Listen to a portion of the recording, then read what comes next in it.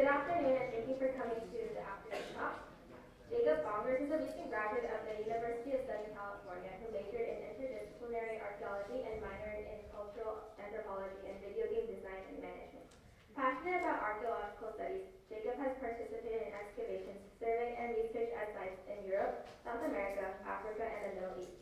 In 2009, driven by a desire to develop and publish a research project, he traveled to southern Peru in order to assess the ways tombs visually dominate landscapes in the Lake Titicaca Basin. His work, Landscapes of Death, GIS-based analysis of topaz in the Western Lake Titicaca Basin, was recently published in the Journal of Archaeological Science. Jacob's non-archaeological interests include video game design and critique, the film industry, and watching ESPN religiously. He plans on attaining a PhD in archaeology, and someday serving as a professor of Iowa University.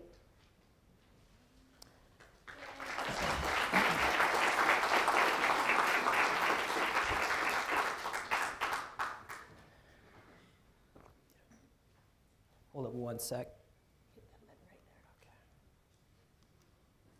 Thank you for the introduction, and thank you, Dr. Chetty, for inviting me here to give this talk. Today, I will be discussing my experiences performing archaeological research and fieldwork as an undergraduate student at the University of Southern California, USC. Let me provide an overview of what I'll be talking about today. I'll first discuss what archaeology is all about and what inspired me to pursue this fascinating field of study. I'll then talk about my involvement in various archaeological projects while at USC, my experience publishing research. Finally, I will close with advice for anyone who is interested in pursuing research in the future. What is archaeology? Well, let's start with what it's not. Archaeology is not paleontology, a science depicted in the blockbuster film Jurassic Park, one of my favorite films of all time.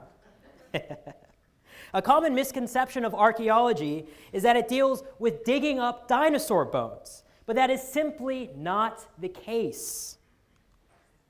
Archaeology is not treasure hunting, a misconception fueled and popularized by the Indiana Jones series.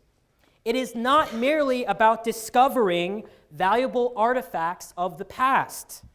Although, I will admit, I envision myself as Indiana Jones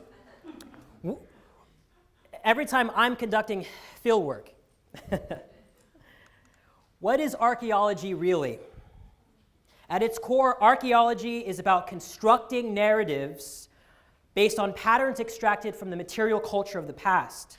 Archaeologists interpret human behavior and adaptations based on their reading of objects left behind. Try to think of the past as a puzzle board, with puzzle pieces representing artifacts, structures, any form of archaeological data. As we uncover more puzzle pieces and put these pieces together, the puzzle becomes clearer. However, archaeologists will likely never be able to uncover all of the puzzle pieces, thereby making it difficult to put the full puzzle of the past together. Archaeologists must rely on the pertinent and available data at hand to reconstruct human behavior and adaptations. I've been interested in archaeology ever since I was a kid. My inspirations range from exploring classical sites in Europe, metal detecting, visiting museums, and listening to grand historical tales told with great vigor and enthusiasm by my grandfather, an avid lover of history, specifically Roman history.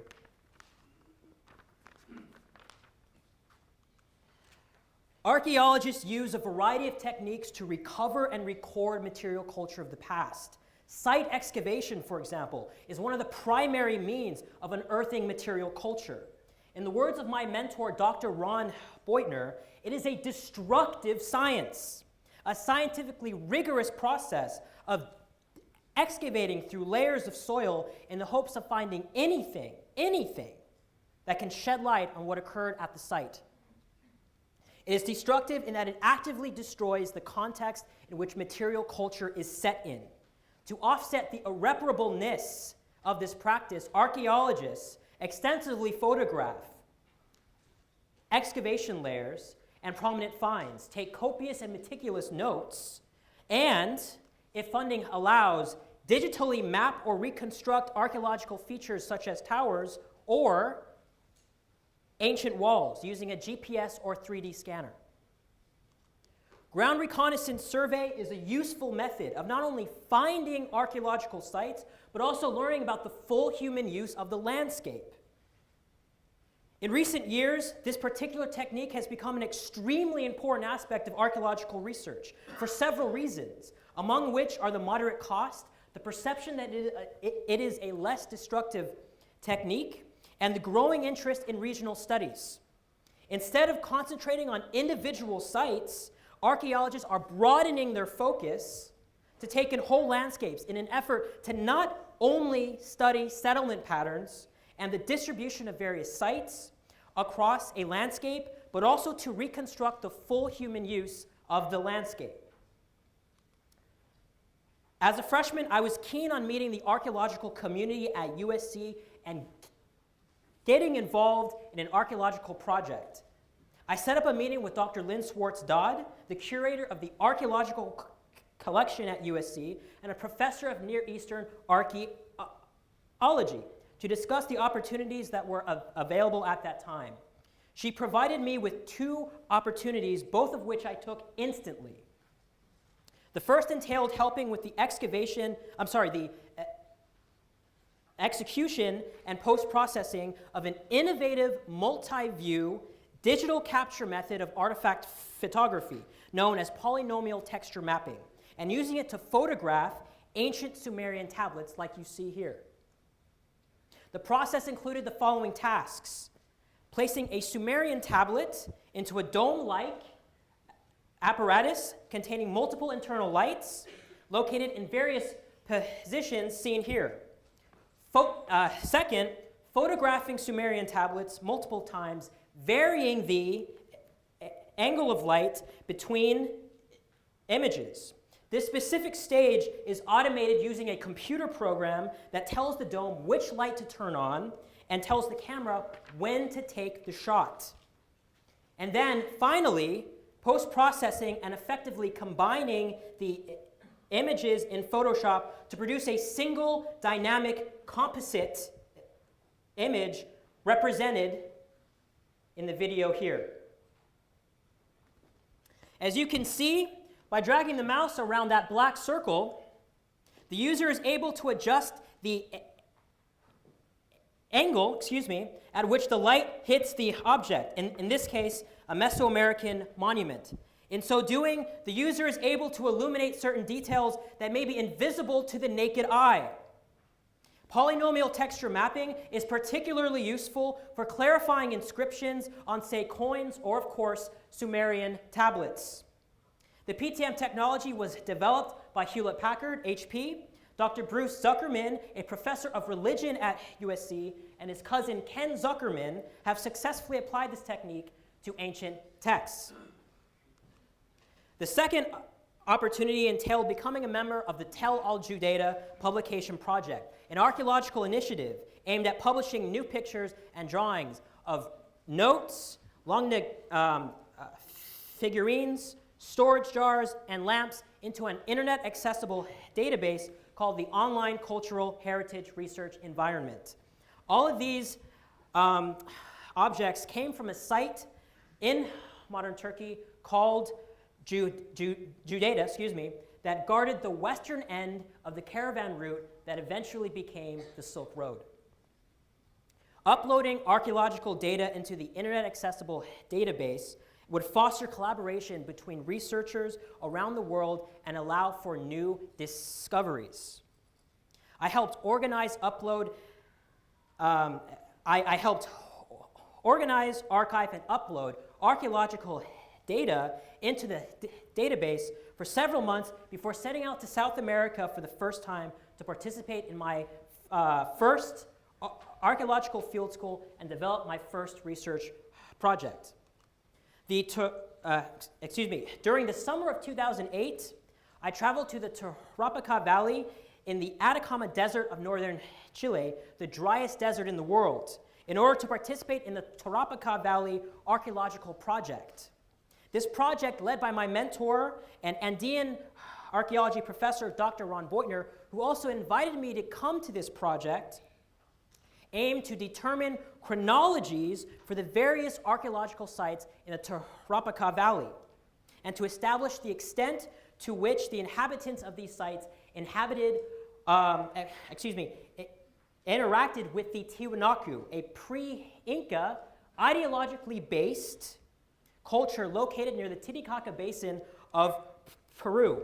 Throughout my 5 weeks in northern Chile, I received intensive training in various types of archaeological fieldwork, including rock art survey, which sought to identify the different rock art sites in the valley and attempt to understand the cultural significance behind each of them. I used a GPS to locate and identify rock art sites and photograph them. The featured image is that of a llama. I also participated in the excavation of a defunct water canal led by Dr. Hans Barnard. The purpose of the canal excavation was to determine whether or not the apparent canal construction had a close temporal relationship with the people who inhabited the nearby sites of Caserones and 1024.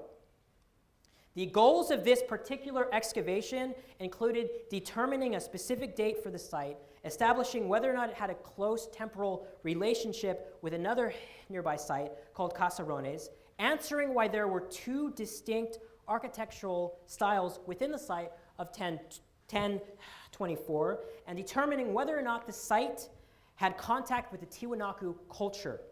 Prominent finds of the field season included a pouch, feathers, bones, a point, and textiles. The image shows me sifting in an effort to find artifacts. And of course, lab work. After a day in the field, the team would return to the field house, which was actually an abandoned school, talk about the finds and activities of the day, and then take part in lab activities such as digitizing maps, drawing pottery fragments, and cataloging finds. I developed Illuminating Culture Clash Material Smashing in Northern Chile, my first research project, in collaboration with Dr. Ron Beutner. This project centers on 6 smashed post-contact, post-1540 AD European vessels previously recovered at the Tarapika Valley. The main goal was to determine whether the smashing of these vessels was a continuous, deliberate, indigenous tradition or a new European-influenced behavior. I investigated the distribution and discarding patterns, of which there were multiple, spread across the valley, and performed X-ray fluorescence and electron microprobe analysis to gain insight into the vessel's chemical composition. I also conducted a stylistic comparative analysis of these vessels. Combined, these multiple lines of evidence helped in shedding light onto the vessel's function and date. I concluded that a continuous indigenous tradition of intentionally smashing vessels was rooted in the deep past, and these newly imposed vessels were simply reappropriated for traditional practices. This tradition likely marks cultural resistance during the post-contact period. It was exciting to study the earliest instances of the widespread dispersion of alcohol in northern Chile and gain useful experience in the analysis, writing, and presentation phases of research. My interest in Andean archaeology peaked after this project, leading me to yearn to conduct a project where I was involved at every step of the research process. Landscapes of Death GIS-based analyses of cholpas in the Western Lake Titicaca Basin represents a full-scale research project in which I took part in all phases of research: data collection, data analysis, write-up, and publication. This project, like Illuminating Culture Clash, is an offshoot of a larger overarching project. The overarching project, known as the Machu Picchu Project, is led by Dr. Elizabeth Arkush from the University of Pittsburgh and focuses on assessing how social structures in the Lake Titicaca Basin were refashioned in a post-collapse environment. Post-collapse in this case, meaning after the collapse of the Tiwanaku, who held influence in this region. Dr. Ron Beutner was instrumental in helping me gain a spot on Dr. Arkush's project, and also helped put me in touch with another professor, Dr. Michael Harrower from Johns Hopkins, who helped with the development of the methodological framework. In collaboration with these two professors, I used GIS, Geographical Information Sciences, as a line of inquiry into pre-Columbian mortuary behavior. The western Lake Titicaca Basin of Peru is marked by the above-ground funerary towers known as cholpas, located in a variety of geographical contexts and dating to the late intermediate period, or LIP, AD 1100 to 1450 AD, and late Horizon, AD 1450 to 1532 AD. These tombs represent a new expression of mortuary behavior in the Lake Titicaca Basin of Peru and signal a major cultural transformation. Over the years, interpretations of these tombs have concentrated upon their roles as loci for ancestral veneration and their powers, to perpetuate memory, delineate social ties with territories, and demarcate access to resources. These views share the implicit or explicit assumption that these tombs were meant to be seen in the landscape, were meant to be visible in the landscape. Yet this assumption has never been formally tested. By using GIS-based geospatial tools and statistical analysis, this project investigates the extent to which cholpas surveyed in the Lake Titicaca Basin visually dominated the landscape. Here's a group of cholpas with Lake Umayo, seen in the background. The 80 kilometer square survey area seen here is located west of Lake Titicaca and southwest of Lake Umayo, southwest of Siustani, an important cemetery site containing monumental cholpas, and Hatun Koya, the administrative capital of the Koya region during the Inca period. The geographical landscape exhibits a variety of different features. Along north-south Mesa is the central feature in the survey region. High elevation mountains stand in the south and west. Low plains, also known as Pampa, are interspersed between mountains, hills, and mesas. These features lie within an elevation range of 3,800 meters and 5,400 meters. Here are some shots of the survey region. Here again is Lake Umayo, seen in the background. These are the plains, of course, mountains and hills. This study draws on information collected in a full-coverage pedestrian survey in 2009 under the direction of Dr. Elizabeth Arkush. Before I delve further into the Landscapes of Death project, I'd like to talk a little bit about the survey experience that I had while serving as a member on Dr. Arkush's survey team. One of my fondest memories was for a few days leading a survey team of Spanish-speaking crew members for a few days. I was very nervous because my Spanish-speaking level was roughly intermediate, and I had never before led a survey team into the wild. However, it turned out to be a lot of fun. I really enjoyed leading these crew members across this incredible landscape of valleys, mountains, hills, in search of material culture, talking with farmers in the region, while avoiding their fearless, loud-barking dogs, and hearing about the whereabouts of sites they had heard about when they were children. Not knowing what we were going to find made the field work that much more exciting. Even though I was mostly interested in recording chulpas, our team discovered painted pottery fragments, cave tombs with human remains. And we even found around 32 points that date to the Archaic period. So these points would be roughly 11,000 to 3,500 years old, spread across farmland at the foot of a hill. Now back to the project. The locations of 257 chulpas were recorded as points using a high-precision Trimble GeoXT or GeoXH GPS. Archaeological remains are commonly incomplete, and the chulpas surveyed in this study area unfortunately fit this description. Some have been affected by modern land use, while others have fallen or been looted and partially destroyed, leaving behind their stone foundations. These points were then transferred into the ESRI ArcGIS 9 program and overlaid on a DEM, digital elevation model of 30-meter resolution.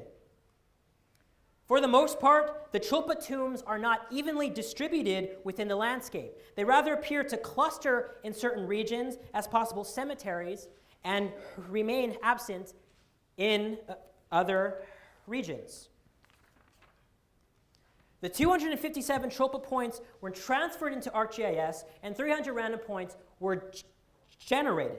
Once these actions were completed, viewsheds were calculated from the locations of chulpas and random points, once again using ArcGIS.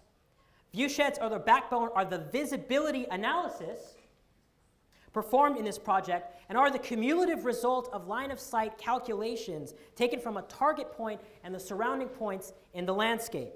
More specifically, they identify the DEM cells that can be seen from the chulpa locations or target points. All viewsheds were calculated under the parameters listed on this slide. Cumulative viewshed maps were generated by summing the viewsheds of chulpa points and overlaying the results on the DEM. These maps are particularly useful for locating areas of high visibility. This cumulative viewshed map indicates for each cell the number of chulpas that are visible from it. Cells in green highlight areas of high highlight areas of high visibility, whereas the red cells indicate areas of low visibility. Gray cells are not within view of any tomb. Areas of high visibility appear to be located along the hilltop and eastern hillside of the large mesa, the eastern pampa, and Lake Umayo. An LIP settlement exists in the area of the eastern pampa at the hill base. The sizes of viewsheds from all 257 chulpas were compared to the viewsheds from all 300 random points in order to assess the extent to which the positioning of chulpas was random. Although unequal, the sample sizes of random points and chulpas are large enough to ensure a statistically valid test. A two-sample KS test was applied to the comparison using SPS 16.0. The test produced a p-value of approximately 0.000, showing that the viewsheds from the two distributions of viewshed sizes are significantly different at the 95% confidence interval. Therefore, it is likely that the people who constructed these tombs did not position them in random locations. Visibility may have indeed played a major role in determining the location of these tombs, because the chulpa viewsheds are significantly larger than that of the random points. As shown here, random point viewsheds show a steep gradient in lower viewshed regions, whereas the chulpa viewsheds exhibit relatively steeper gradients in high viewshed regions. This evidence suggests strong associations between Chulpa locations and larger viewsheds. The viewsheds of the Ayahuasca VI-048 tombs are especially fascinating. The shaded area above represent regions from which large amounts of Chulpas can be seen. It appears that 96% of the viewshed area is located toward the north and northeast directions and contains significant regions of Lake Umayo. None of the viewsheds are seen in the southern, southeastern, or western regions of land. Lake Umayo may have served as a pacarina, a sacred natural spot representing a place of origin, or a malki, a sacred, oftentimes ancestral figure that functioned as an ancestor for particular LIP social groups within the Lake Titicaca basin of Peru. These tombs may have been strategically positioned in an effort to forge ties between the deceased and the pacarina. The analyses reported here suggest that visibility served as a locational determinant for Chulpas across this particular landscape of death. Differences between Chulpa viewsheds and Random Point viewsheds are significant, highlighting strong associations between large visible regions and Chulpas. In reference to the cumulative viewshed maps for Chulpas, some parts of the landscape had better views of the Chulpas than others. Given that these specific regions of high visibility include settlements and Lake Umayo, it appears that Chulpas were deliberately positioned to be seen from areas of occupation and economic importance. The intentional positioning of Chulpas in the landscape supports interpretations of these tombs as having important social meaning. From my experience, writing and editing an article is a highly iterative and collaborative process. I wrote a draft of the Landscapes of Death paper, sent it to my co-professors, received comments, addressed those comments, sent them another updated draft, and repeated the process. When the article reached a high quality state that everyone agreed with, we decided to submit it to a journal that we felt best reflected our research aims, the Journal of Archaeological Science. Making sure that one's work falls within the scope and aims of the journal is an essential step of the publication process. We submitted it to the Journal of Archaeological Science and engaged in another editing cycle. After months of collaborative work on the project, I was able to publish my findings in the Journal of Archaeological Science as a primary author. My advice for future researchers: be proactive, get involved. Nothing is spoon-fed to you in college. It's very important to identify students and professors who share your research interests, get in touch with them, find out what the available opportunities are in research, and get involved right away. Find a mentor. I'm largely indebted to Dr. Ron Beutner for the support, guidance, and encouragement he has provided me throughout my undergraduate career. He got me in touch with Dr. Arkush and Dr. Harrower, offered me a spot on his Tarapika project, and helped me develop the research projects that I spoke about here. Mentors do not necessarily have to share your research interests, but they should be people who have experience with the research process and who can therefore guide you along the path toward discovery and scientific breakthroughs. Learn and experience the research and publication processes. There is a misconception that research and publication are activities reserved for professors and graduate students. Carrying out research and publishing it at the undergraduate level is very much possible. You just have to be determined enough to go after it. Find out about funding opportunities at your school and apply for them to help financially support your research. I feel that experiencing the research and publication processes at the undergraduate level is incredibly important because the experience will surely enhance your writing, analytical, and collaborative skills and make sure you are an attractive candidate for graduate school or any other research-related career. Thanks so much for your time. I'd like to take this chance, to thank USC as well as MMUF for their support of my research. I would like to thank Dr. Ron Boytner and my other professors for their encouragement and advice, Mr. Jay Gaston, Dr. Anita Chetty for inviting me here to give this talk, as well as my family for their love and support. Thank you very much.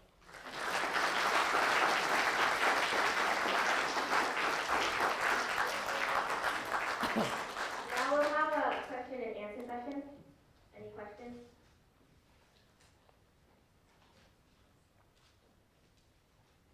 How exhausting and dangerous was your fieldwork, and what experiences Harker you think best prepared you for doing archaeology? Well, I did not do too much research at Harker, but I've known since I've been a kid that this is the field that I would love to pursue. But what Harker did was provide me with skills in writing, presentation, research, that type of thing. Really, that prepared me for college. How to organize myself was a very amazing skill that I learned at Harker. Fieldwork-wise, it can be very dangerous. I spent a month in Oman this past year, and I had heat stroke, actually, for a few days. It can be extremely tough, but this work is what I love to do. I mean, it's great to go to all of these places, explore, these societies, the past, all of that. I mean, this is very much something that I love. Any other questions? Yes? What is the focus of your graduate study going to be? Well, I'm still trying to figure that out, but right now I will probably focus on changes in mortuary behavior. That's what I'm thinking about right now. Changes in that, monumentality, changes in social, how groups organize themselves, how that changed over time. That's more along the lines of what I want to study in the future. Will your focus continue to be the Incan Andean region? Yes, absolutely. Yes? Maybe you can let other people know, and me as well, the influence that your dad and your grandfather have had on your pursuit of this love of yours. Tremendous impact. Again, my dad is the high school art teacher here at Harker. His love of art has shined on me. I love art. I love culture. I love to travel and so forth. I've gotten a lot of that from my dad, as well as my grandfather, who I mentioned in my talk. Again, he is an avid lover of history. And he has this great way of talking about his historical tales, these great stories of the past. So staying with him, talking with him, with both my grandfather and my dad have really increased my passion for this field. And again, passion is the most important thing. Make sure that you love what you do. That's really the most important point of advice that I would like to give, is that passion, love of your work. And again, I've gotten that from my dad, my mom, my whole family. They have really supported me in this field. This is not the highest paying field, but I love it. And that's what matters, is that I'm passionate about it.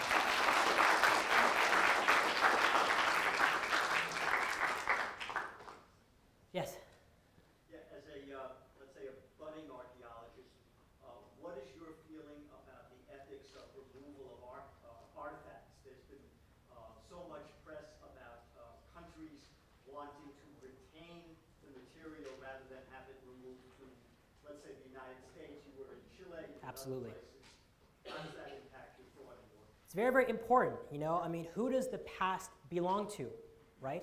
You know, certainly not me. You know, what is important is that, you know, as someone who wants to pursue this field of study, the important thing is to be transparent about your findings. Okay, so the people that live near the sites that you work at, it's important to communicate to them. Let them know, hey, I'm going to be working at this site. I'm going to let you know what I find, how I interpret these finds. It's very important to integrate them into the process of learning about these finds and so forth. So it's extremely, it's essential to involve them in the process of excavation, survey, and so forth.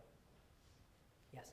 A follow-up to that, is it also your mission to try to help people understand the value of what they have and how the local communities value it, cherish it, nurture and grow what they have?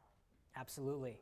Because there is, counter to the other gentleman's question, which is, if you have to preserve what you find, unless the people that have the interest are able to preserve it, Absolutely. it's better off somewhere else. True, true. I mean, what you're speaking about is cultural heritage. You know, it's very important to preserve the past, okay? To preserve the past and talk to the people who, again, live near these sites. Because I feel that they own the past. I mean, again, this is their shared cultural history that we're trying to learn more about. So it's very important to involve them in the process, but also to educate them, okay? What are we doing? Why are we doing it? Okay, you know, it's very, very, so the main point is to just involve these people into the whole process. There's a lot of people out there who just want to dig and not integrate these people into this, okay? So it's very important to conduct research, but also to make the research publicly accessible, okay? And not to hoard what you have, but to let people know, especially people that, again, live near the site. Let them know. Yes? When you are doing this kind of research, what is the, in what context do you see your findings to be of problem-solving nature? You know, what kind of problem do they actually solve, or what kind of things do they help us learn more about? You know, how do they connect with what we are doing in day-to-day life? Well, what's important, what we want to study is change, okay, and who we are, okay, and the past is extremely important. Learning more about our past, okay, about our ancestors and so forth, okay. I feel that in order for us to learn more about ourselves, we have to look into the past, learn about the past, learn about how societies have changed over time, okay? Which social structures work, which do not work. And possibly using that information, okay, to speak to what is going on now, okay? I mean, because the people of the past were not dumb. They're very smart people, okay? I mean, they did not have Facebook, the internet, all of these, you know, technologies that we have, right? So it's very important. It's very important to learn about their experience, how they have adapted to their environment, and apply that to here and now. Yes. I was interested to hear you say that it's not so important for your research interests to align with your mentors. I was just wondering, did you have to ask a lot of people about research before you found that your research mentor now, or did you get lucky? I got lucky, in fact. Archaeological faculty at SC, it's not a big group of professors there. I mean, there's about 4 or 5. So it was not that hard to find out who to contact, right?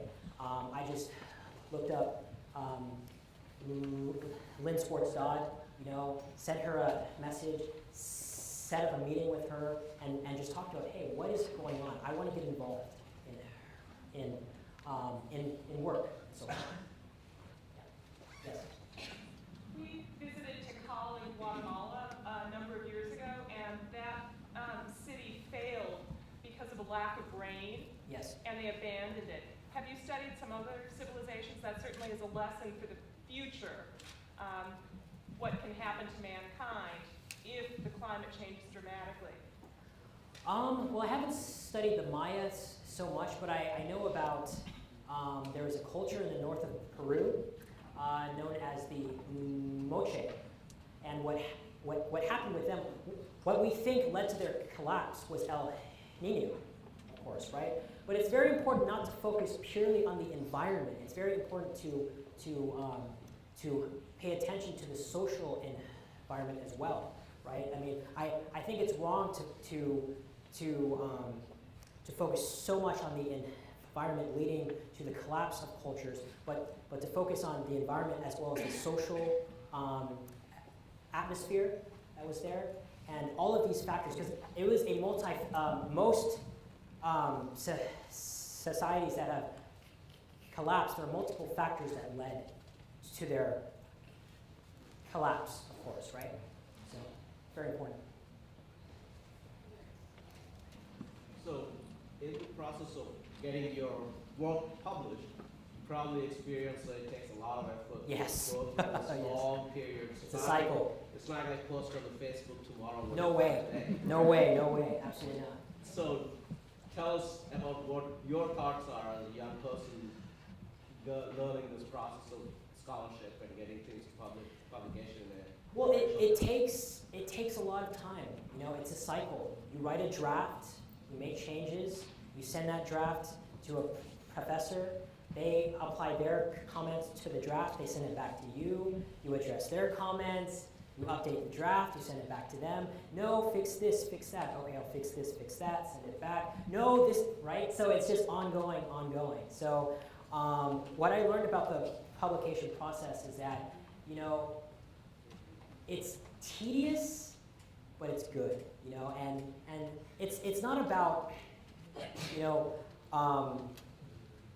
if you publish a paper or not. My advice is to just experience the publication process. If you successfully publish it, fantastic. If not, hey, you experienced it, okay? And it's very important also to learn how to collaborate, and that's the main skill that I learned with this process is learning to collaborate with professors, okay, and learn how to critique and so forth, right? So, yes, absolutely. Anything else? Can I just make a comment? I don't have a question, but because this is my reward for organizing this symposium is I can talk whenever I want to.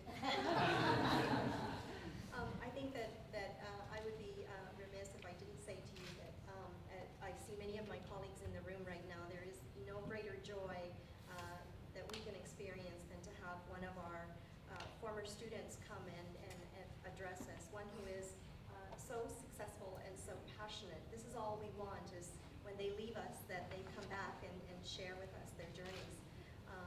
So I want to say, I'm speaking on behalf of all my colleagues, we want to express how proud we are of you, Jacob. There's something else that's very interesting here, and that is Jacob has shown us how scientific research and the humanities can blend very, very nicely and help us to understand who we are, where we came from. And so students, I want you to think about that, thinking about our talk this morning, our keynote speaker this morning, thinking outside the box. Don't put yourself into that small box of, I will only do this type of research. Expand your horizons. Think about what Jacob has done. Think about some of the other choices that you have. Certainly he married all of the statistical, all of the data collection. It's all there, all those terms that you hear, and yet he's done something that does remind us of Indiana Jones. He gets to travel and take great pictures, so